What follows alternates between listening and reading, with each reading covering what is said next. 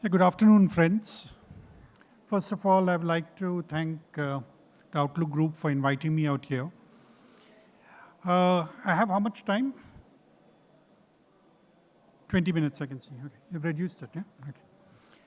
When I was a student, this must have been in 1980s, and one of the standard things which we read in textbooks is that India is a nation of contradictions. Okay, so we see lots of good things happening, westernization taking place, but there was a lot of tradition also which was seen in different parts of the country.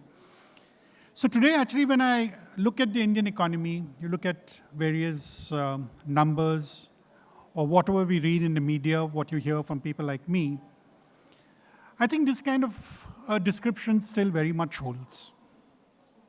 Okay, so we do talk about India being the fastest growing economy, which is a fact.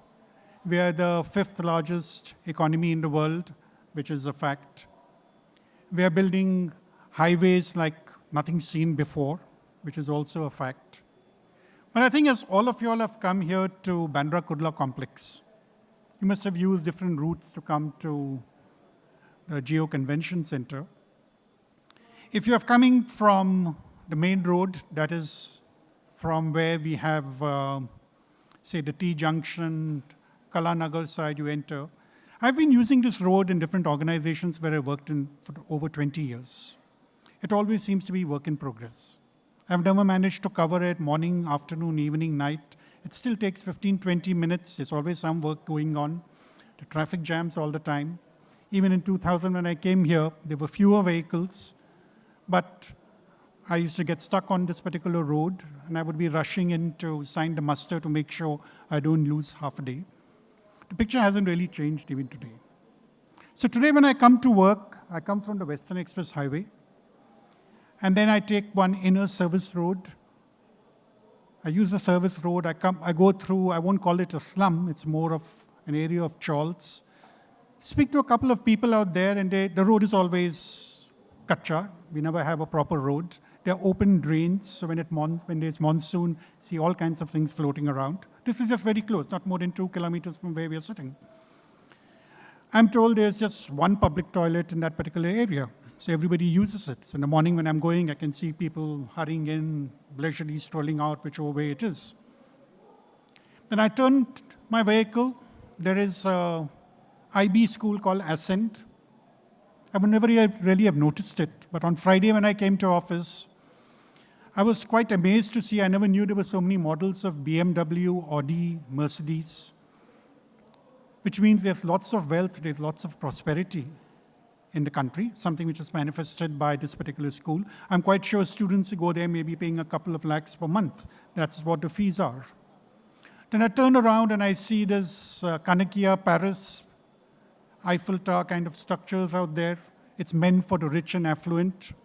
Great stuff out there. It looks like it could have been probably in New York. But it's, of course, BKC extension. I think that's what they call it. Then I come further I move towards the signal. And then you see another part of India. Open defecation takes place. There don't seem to be proper houses. You look at children. You see the so-called youth power out there. People who are not employed probably will never be employable also. So you see that kind of muck which we see. And then I finally enter the financial capital of India, that is BKC. So this is what India is. So when you're talking of India being a contradiction, this is what I'm referring to. So how does this 5 million economy actually fit in? We are all talking of India being a 5 billion economy. So what does 5 billion mean? A currency of 80 rupees per dollar means it's 400 lakh crores. Currently, our GDP is around 300 lakh crores. So logically, I will say that any country at 300 is going to reach 400 at some point of time. So what's the big deal about it? So what is really important is to understand what is this concept of 5 trillion economy. In economics, we have something which we call nominal GDP and something which we call real GDP. So what we're referring to here is nominal GDP. Unlike that other number which you might have seen in newspapers on the 1st of January, or was it 1st of December, sorry, 16th of January, when there was an advanced estimates which came out saying India is to grow at 7.3% this year. So that is real growth taking place of all the goods and services which are produced. Nominal GDP actually has an element of inflation. So broadly speaking, I will say real GDP plus inflation gives me a nominal GDP. So if I look at 21-22 and 22-23, the nominal GDP growth rate was in the region of 16 to 18%. Real GDP growth rate, it touched 7.2% last year. Prior to that, we were around 9% or so, which means that if I inflate the economy through higher inflation, I will get a higher GDP growth rate, in which case I will reach that 400 lakh crore target at a faster rate. So what is important is, when we are talking of a 5 trillion economy, what is the quality of an economy which we are talking of? Now, again, if I have to give you certain statistics, India is the 5th largest economy in the world today. That is, you convert everything into dollars. And we are talking of becoming the 3rd largest economy, which we shall be, because with the kind of growth we're talking of 10 to 12% in nominal GDP every year, it won't be long before we reach this particular mark of being the 3rd largest economy. But when I talk of quality, we need to look at what is the per capita income in the country. Now, India being the 5th largest economy has a per capita income of something like $2,400 per head. At number 11 is Brazil, which has a per capita income of around $7,800, $7,900 per head. If I go further down to a country like Argentina, which must be around 22, 23, it's a failed economy. Okay, they have lots of debt problems which are there in Argentina. Their per capita income is twice that of India. So quite clearly, when we look at 5 trillion, we should remember the 5 trillion should also translate into a per capita income which grows. So one, I need to have real GDP growing. Second, I need to have lower inflation. And third, I need to see my per capita income increase. Now, one of the issues which is there in India is that we have seen a lot of development take place in the last 10 years. If you look at the Niti Aayog report, they say that the poverty ratio, they call it multi-dimensional poverty indicators, where you look at 12 indicators which don't include income, but it includes quality of life, which is standard of living, education, health, nutrition, so on and so forth. This poverty ratio has come down from 28, 29% 10 years back to something like 11% today. But I think the curious part here is that a lot of this bringing down of poverty is because of a very large welfare state which we have. When I say welfare state, we see a lot of subsidies being given by the government, which is required. I think that is required because the primary job of a government is not to spend on capex, it is to spend on social welfare. So I'm all an advocate for saying that the government should be spending on the well-being of people. If you have resources left aside, you spend on capital expenditure. So I think the government has managed to bring about a very buoyant tax system. When I say buoyant tax system, the GST system, for example, we're able to garner higher resources, higher tax collections from the same kind of growth, a lower growth rate, in fact, of 7% compared to 8 to 9% which we had earlier. So this is one of the biggest reforms which the government has brought in, which needs to be appreciated. So with the additional revenue which we're getting, we've been able to spend a lot in terms of social welfare. So when we're talking of free power, housing, access to a bank account, we're talking of medical facilities, cooking gas, that is fuel. All these facilities have been provided by the government. And that is one of the reasons as to why we have seen the poverty ratios come down. Now, a thought-provoking question which comes is that, can the government actually afford to do this forever? Because after all, there are limited resources which are available. Your taxes are going to increase only at a trend growth rate. Would you be in a position to spend the same amount on providing all these facilities to all the people all the time? So I think that is a basic question which comes to mind. Now, we should remember that when we had COVID, we had seen the fiscal deficit of the government going up. Fiscal deficit, very loosely speaking, is total amount of borrowings of the government of India. So when I say the government's fiscal deficit is 6% of GDP, if I have 300 lakh crores as my GDP, 18 lakh crores is being borrowed through different measures by the government of India. Now, can I continue borrowing 18 lakh crores every year? We should remember that the government has a target of 3% fiscal deficit, meaning thereby that I should actually be spending 3% of 300 lakh crores, which is 9 lakh crores should be my borrowing. Today, I'm borrowing around 18 lakh crores. So tomorrow, when I'm talking of my Indian economy touching 5 trillion, which is, say, 400 lakh crores, I should actually be spending only 12 lakh crores in the form of borrowing. So logically ask a question that, is it something which the government can provide for the entire country? That is, with 12 lakh crores, I have to provide cooking fuel, free food to the public. I mean, 800 million people are getting free food. We're also providing subsidized gas cylinder, subsidized housing, free power to a large section of the poor people. So this is where the basic conundrum is. So to my mind, the government has done everything that it can, and it is time for the private sector to actually step in and ensure that you're able to create a viable economy. Now, why do I say private sector? Because there are limits to what the government can do, because the government cannot keep borrowing endlessly. The basic thrust of growth has to come from the private sector. The private sector, in fact, has been lagging in terms of investment. So we had an investment rate of around 34 to 35% well before the pandemic, 2011-12.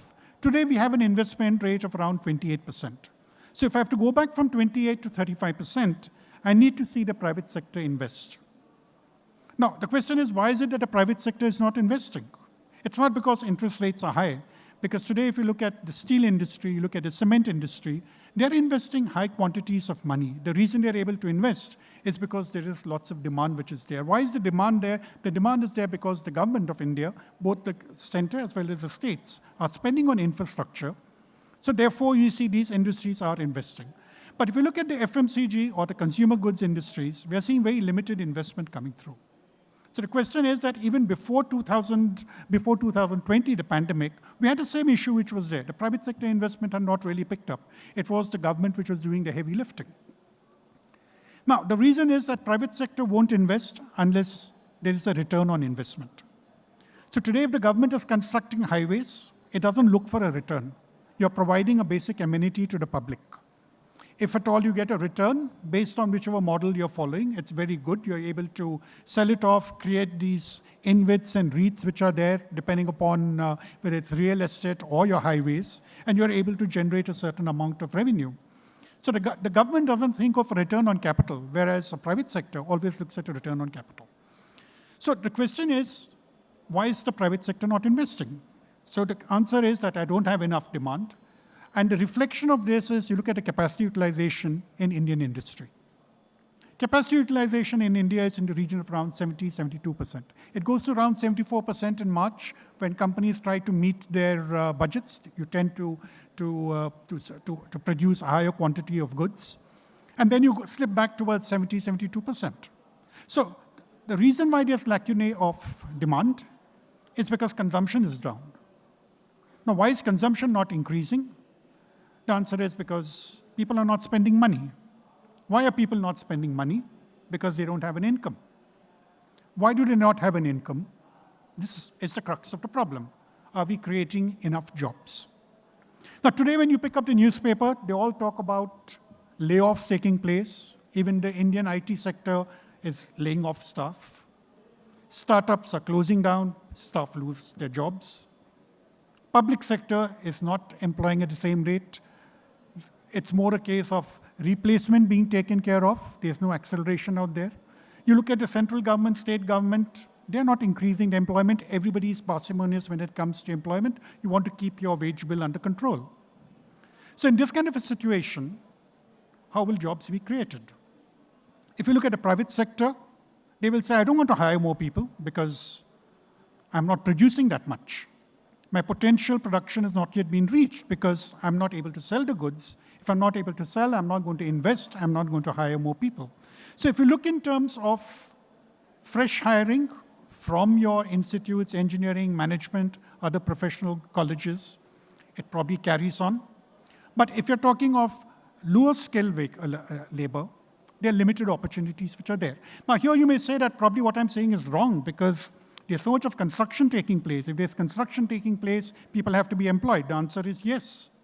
But what kind of wages do a construction laborer get? The Nariga wage is around 210, 220 rupees a day. That becomes a kind of a benchmark. So depending on your skill level, you can go up to around 800 to 1,000 rupees a day. Now, 1,000 rupees a day into 30 days is how much? 30,000. 30,000, a family of 4 or 5, can you actually reach that situation where you can spend money left, right, and center and add to the consumption cycle which we are talking of? The answer is actually no. In fact, curiously, I keep asking all these Swiggy boys who are around. And every time I travel in a lift, I ask them, okay, how much money are you making per delivery? So I remember before the pandemic, they used to earn 45 rupees per delivery. Okay, they operate in a radius of 4 or 5 kilometers. So they used to earn around 45 rupees per delivery. Now the condition is that you can earn 1,200 rupees provided you make 35 deliveries, which means the rate has actually come down. And they're working for around something like 16 hours, 6 o'clock in the morning right up to midnight, because they have to meet the target of that 30, 35 orders. Only then will they get that 1,200 rupees. Otherwise, you're stuck with something like 600, 700 rupees a day. So in this kind of a situation, we're creating a lot of jobs in so-called blue-collar space, construction, delivery boys, these logistics, Amazon, Flipkart, all these kind of deliveries. But the kind of income which they have is not something which can sustain the consumption cycle. And for all of us out here, given the fact that we have come for retirement planning, I assume all of us are well off. All of us have our houses. All of us probably have a vehicle. Are we going to change our vehicle every year? The answer is no. Maybe the people who are going to that Ascent school, sending their children, they have moved over from maybe an Innova, I don't know how much that costs. You're able to move on towards a BMW, spend 50 lakhs, 1 crore, whatever these cars cost. But I need to have people at the lower income stream joining and buying vehicles. So today, if you see the data which comes out from the Automobile Association, you realize that two-wheeler sales are not selling. Premium cars are selling, the regular cars are not selling. And this has been the story ever since the pandemic. So the problem is that we're not able to create the kind of jobs, and these jobs have to be provided by the private sector. And private sector is not willing to hire people unless it sees business improving substantially. So this year, if I look at it, I don't know if you have any corporates coming and speaking out here, we have seen that there has been minimal growth in sales, especially on the consumer goods side. The 3 quarters, including the 3rd quarter, which has just gone past. So in this kind of a situation, hiring is not going to be a priority. And one interesting statistics which I would like to place out here is that based on CMI data, they say out of 450 million people employed in the country, these are just broad numbers, not more than 12% are graduates, which means that 88% of my so-called workforce are not even graduates. So just think of the kind of salaries which they can earn. So I think the crux of the problem of the 5 trillion economy, which is not in the hands of the government, is that the private sector needs to revive. The private sector needs to grow. They need to become less risk averse, not just wait for the government to keep spending. Because again, I don't want to get a bit technical. I don't know what kind of an audience is here. The government has come out with a very good scheme called the PLI scheme, Productivity Linked Incentive Scheme, where they say that if a company invests a certain amount of money, produces a certain amount of incremental sales, you will get a return of between 4 to 6%. And the total size which has been kept is 2 lakh crores, which means that technically, if the 2 lakh crores of subsidy has to be exhausted, additional sales have to increase by 40 lakh crores. Now you look at the data and say, where has this worked? It's worked only in the electronics sector. Within electronics, it's mobile sets. And within mobile sets, we know very well that we are still importing parts from China and Korea. We are assembling it and then exporting it. And we have seen companies coming and claiming this particular subsidy based on this kind of a transaction, which is not something which is really sustainable and going to add to our GDP growth or add to employment. So since my time is running out, I will summarize by saying that 5 trillion is a good thing. It's a necessary condition. So unless I have that kind of growth, I cannot increase my per capita income. So that is a fact. And one good part is that we have kept control of our population growth. So I remember when I was a student, we had population growth of over 3%. Today, we brought it down to 1%, which is quite good. So therefore, our per capita income will increase. But we also need to make sure that the quality of this growth is something which is of a higher quality, which can come only in case we're able to create more jobs. For more jobs, we need to have more employment. Now again here, it's time's up, I can see this. The last point I would like to make is we had a very disturbing study which came from ASER, A-S-E-R. It is actually a report on education. It's brought out by one of the NGOs. Now, the disturbing statistic here is, when we're talking of education, children in the age group of 14 to 18, 25% of them are not able to read what a second standard child can do. 40% of the children are not able to do mathematics with 3 digits, meaning 125 plus 240, 40% will not be able to do it. And 40% of this group of 14 to 18 is not able to understand rudimentary English. Now, we all know today if you don't have a good education, it becomes very difficult to join the private sector. And we've also seen that a number of our youth, children, all prefer to have a foreign education and probably never return. So I think there are lots of challenges which are there. The 5 trillion will be achieved. In fact, people are talking of 7 trillion. I won't be surprised by 2030, we are a 7 trillion economy.